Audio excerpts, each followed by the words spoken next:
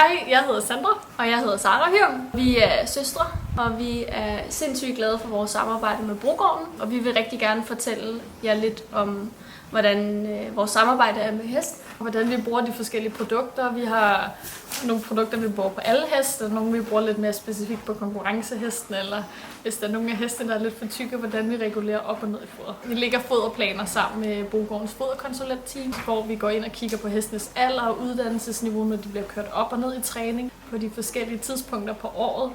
Vi har nogle heste, som bliver kørt meget forskelligt op og ned i forskellige stævnesæsoner, og vi har nogle, som ikke går så mange stævner, som vi udvikler meget på, som vi kører lidt mere en sådan stabil, jævn foderplan på. Men sørger selvfølgelig for, at de altid er dækket ind med vitaminer og mineraler, og det er det, vi får rigtig meget hjælp til at blive meget klogere på i løbet af de sidste par år.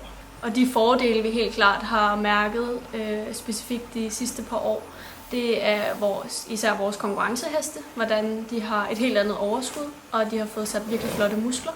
Så når vi tager afsted til stævnen, så kommer vi afsted med nogle veloplagte heste. I det daglige arbejde, der er vi også rigtig gode til at i samarbejde med konsulenterne at få dækket deres behov ind.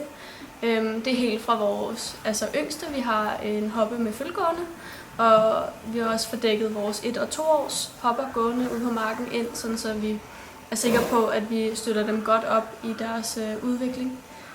Og så helt til vores yngre hestegrider på vores 4, 5 og 6 års, og så til vores topheste. Og en ting, vi faktisk har oplevet med Brogårdens foder, er, at når nu vi har heste med til stævner, der har vi nogle gange haft nogle heste, som godt kan gå lidt forfodret eller frafodret i perioder. Og det oplever vi slet ikke på samme måde nu.